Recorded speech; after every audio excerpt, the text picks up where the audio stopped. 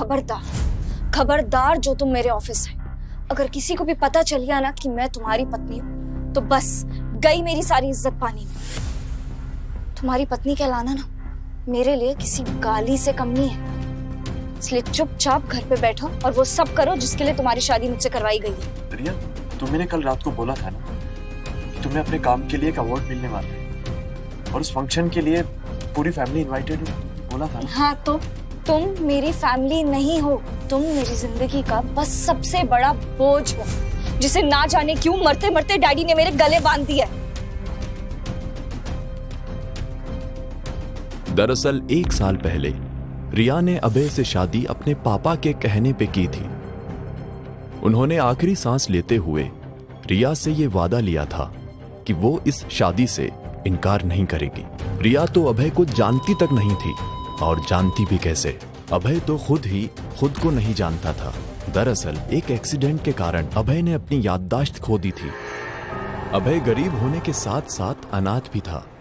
कोई ढंग की नौकरी ना होने की वजह से वो जो मिले वो काम कर लेता, चाहे वो डिलीवरी का हो, सुपरवाइजिंग का हो, वेटर का हो या सामान बेचने का। फिलहाल वो कंस्ट्रक्शन साइट पर सुपरविजन का काम करके 4 पैसे कमा रहा था, लेकिन उसकी बीवी और उसके ससुराल वाले उसे एक पल भी चैन से नहीं जीने देते थे। शायद उससे ज्यादा इज्जत एक गली के कुत्ते को मिल जाती थी। आज भी कुछ वही हो रहा था। अच्छा ठीक है रिया, अगर तुम नहीं चाहती कि मैं तुम्हारी ऑफिस की पार्टी में आऊं तो यही सही है, मैं नहीं आऊंगा। All the best. मेरी बात अभी खत्म नहीं हुई है। अगले हफ्ते हमारी वेडिंग की फर्स्ट एनिवर्सरी है। उसके लिए तुमने कुछ सोचा है या नहीं? हाँ रिया, मैंने सोचा है, जो भी कर पाऊंगा तुम्हारे लिए वो करूंगा ना। एक मिनट, तुम मुझे कोई वो सस्ता सा फूलों का गुलदस्ता देने का तो नहीं सोच रहे हो ना अबे? हेलो, रिया सिंघानिया नाम है मेरा। रिया, मैं 7 दिन है तुम्हारे पास इस शादी को खत्म होने से बचाने के लिए। मुझे ये तो नहीं पता कि डैडी ने मरते मरते तुम जैसे फटीचर से मेरी शादी क्यों करवा दी, पर इतना जरूर जानती हूँ कि अगर हमारी फर्स्ट एनिवर्सरी से पहले तुमने अपने गिफ्ट के साथ मुझे इम्प्रेस नहीं किया ना, तो उसी दिन डिवोर्स के पेपर्स पे साइन कर दूंगी मैं।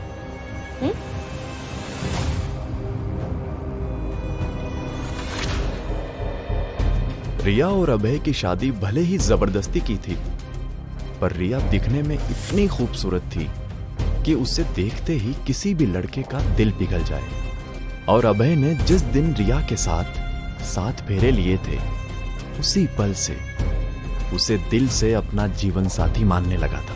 आज रिया की ये धमकी सुन अभय का दिल जोर जोर से धड़के जा रहा था। रिया, तुम गलत नहीं हो, तुम सही कह रही हो, और तुम जैसी लड़की एक अच्छा लड़का डिजर्व करती है। और ट्रस्ट मी यार, मेहनत कर रहा हूं मैं जितना भी कर सकता हूं उससे ज्यादा कर रहा हूं। बस एक बार ये याददाश्त वापस आ जाए ना मेरी, उसके बाद मैं और भी ढंग से मेहनत कर पाऊंगा। मुझे तुम्हारी खोई हुई याददाश्त से कोई मतलब नहीं है, और अगर तुम्हारी याददाश्त वापस आ भी गई तो कौन सा तुम मेरी किस्मत बदल दोगे? I really don't care. मैं अपना फैसला नहीं बदलने वाली। रिया, अब यहाँ खड़े खड़े मुंह क्या देख रहे हो? हाँ, मैं तो चाहती हूँ कि मेरी बेटी अपने मरे हुए पापा को दिए हुए वादे से ऊपर उठे और तुमसे अपना और हमारा सबका पीछा छुड़ाए। अब जाओ, मेरे लिए 1 कप गर्मा गर्म चाय लेकर आओ। जी। जाओ।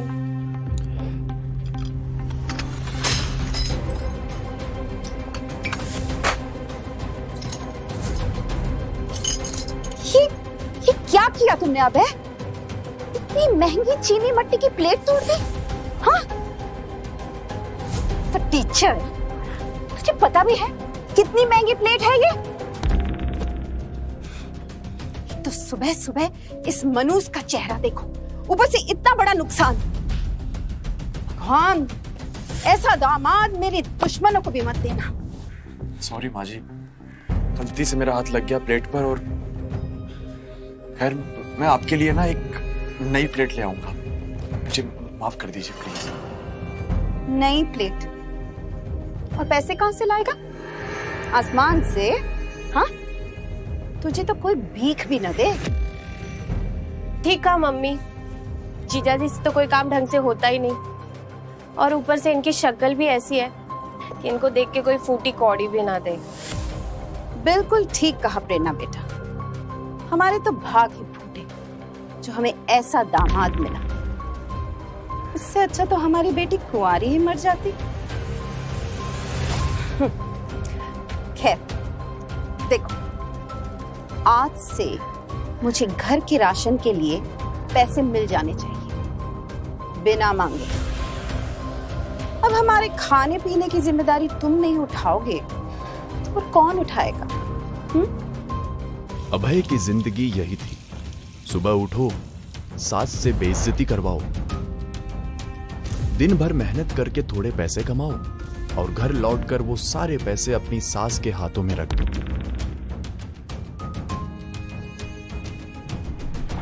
उसका हुलिया देख के कोई भी बता सकता था कि अभय की माली हालत कैसी थी।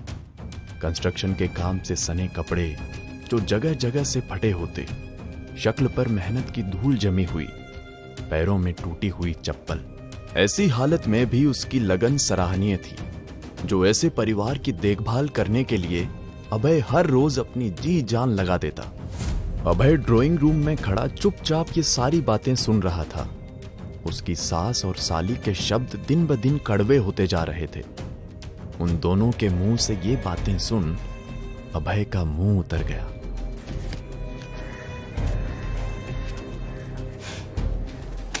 इतने से पैसों में पेट पालोगे हमारा? न जाने मेरी बेटी ने कौन से कर्म किए हैं जो तुम जैसा फटीचर और नामर्द पति मिला है, जो अपने घर वालों को 2 रोटी भी ना खिला सके। ये लो 50 रुपए लो, ये तुम्हारे आज का खर्चा। पर माँ जी 50 रुपए तो मुझे काम तक पहुंचने में लग जाएंगे। काम? इसे काम नहीं, मजदूरी कहते हैं दामाद जी। ईंटें उठाना, सीमेंट के बोरे लादना, किसी के घर पे काम करना, ये काम नहीं होता। और अब तुम चाहे पूरे दिन भूखे रहो या पैदल चलो या जो भी हो, मुझे उससे कोई मतलब नहीं। 50 रुपए से ज्यादा एक फूटी कौड़ी नहीं मिलेगी तुम्हें, समझे? लेकिन माँ, जीजा जी के पास तो जहर खाने के भी नहीं पैसे बचे। जहर खाने के लिए राजी तो हो? इसे अपने हाथों से, अपने पैसों से जहर खिलाऊंगी। काश मैं भी किसी अमीर खानदान में पैदा हुआ होता। मेरे पास भी एक बड़ा घर, एक गाड़ी, सब कुछ होता। तब शायद मैं एक अच्छा दामाद और एक अच्छा पति बन सकता।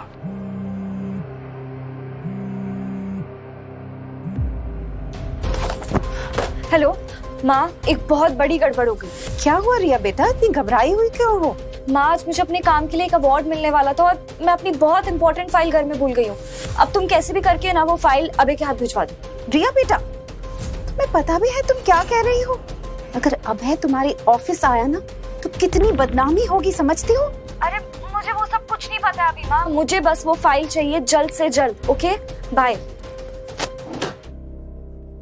रेणुका का बस चले तो वो अभय को 1 सेकंड के लिए भी रिया के आसपास ना खड़ा होने दे, लेकिन आज रेणुका भी मजबूर थी।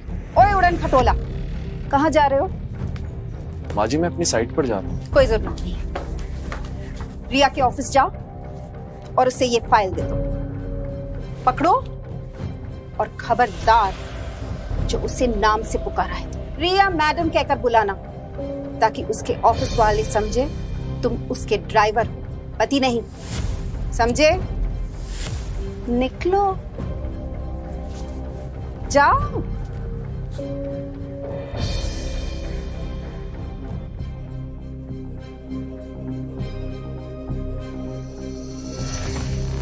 लेकिन जैसे ही अभय को अपने करीब एक परफ्यूम की खुशबू आई, उसके सेंसेस अलर्ट हो गए, क्योंकि वो इस खुशबू को पहचानता था।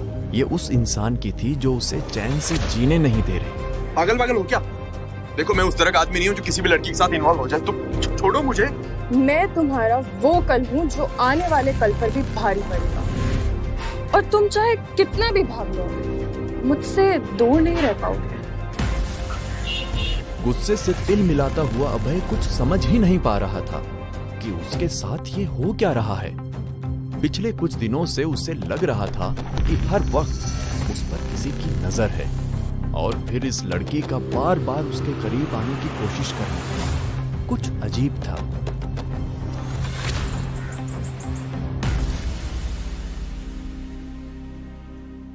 अंदर कहाँ घुसे जा रहे हो? आईडी दिखाओ अपनी। मेरे पास आईडी तो नहीं है, लेकिन मेरी बीवी है। अब मेरा मतलब है कि ये फाइल मुझे रिया सिंघानिया को देनी है। रिया, रिया मेरी एम्प्लॉय। लाओ, ये मुझे दे। वो और कोई नहीं, रिया जिस कंपनी में काम करती थी उसी कंपनी का मालिक सूर्य प्रकाश था। सॉरी सर, ये फाइल रिया के लिए बहुत जरूरी है। मैं बस उसे ही दूंगा। ओह हीरो, थोड़ा ठंड पा तो होगा उसका कोई ड्राइवर या नौकर, पर मैं ना उसका बॉस हूं और उसका होने वाला मंगेतर।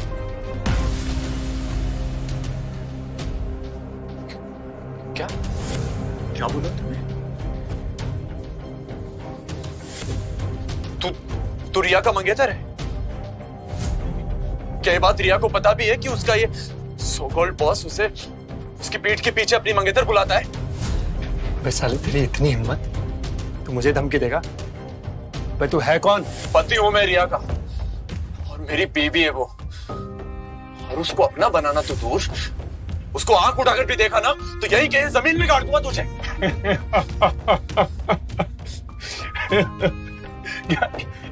क्या कहा तूने? रिया का हस्बैंड है तू? हाँ। रिया, रिया जरा इधर आना। सूर्या पूरे ऑफिस के सामने रिया का नाम जोर जोर से चिल्लाने लगा। ये देख अभय का दिल जोर जोर से धड़कने लगा। उसने जोश में आकर रिया को अपनी बीवी तो बता दिया, पर उसे अच्छे से पता था कि ये बात रिया के कानों तक पहुंची तो उसके साथ क्या होगा। हाँ सूर्य, क्या हुआ? चिल्ला क्यों रहे हो? रिया, तुमने अपने घर के नौकरों को बहुत ज्यादा ही सर पर चढ़ा रखा है। अब देखो ना, ये तुम्हारा 2 कौड़ी का ड्राइवर खुद को तुम्हारा पति बता रहा है। अभय, ये मैं क्या सुन रही हूँ?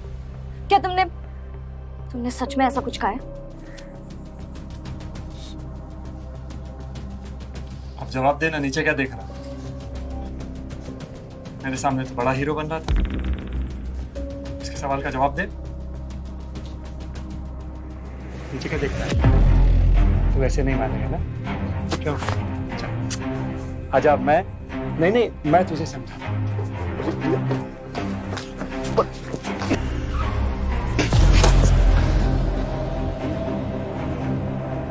ना तो तू इस ऑफिस में कदम रखने लायक है और ना ही रिया का ड्राइवर बनने लायक। रिया के मन में फिलहाल अभय के लिए इतनी नफरत पैदा हो चुकी थी कि उसने एक बार भी अभय को उठाना ठीक नहीं समझा।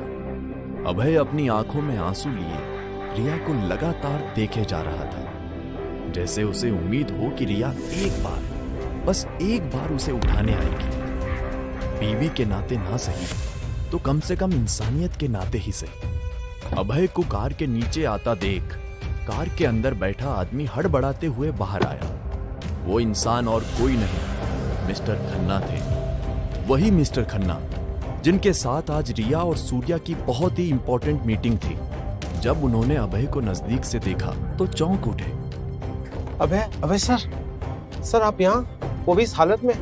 माफ कीजिएगा सर, पर मैंने आपको देखा नहीं सर। हमने आपको कितना ढूंढा पर आपकी कोई खबर नहीं मिली। मिस्टर खन्ना को अभय से ऐसे बात करते देख रिया और सूर्या दोनों के होश उड़ गए। मिस्टर खन्ना, आप इसे कैसे जानते हैं? इन्हें, यू मीन मिस्टर अभय, आप मजाक तो नहीं करी?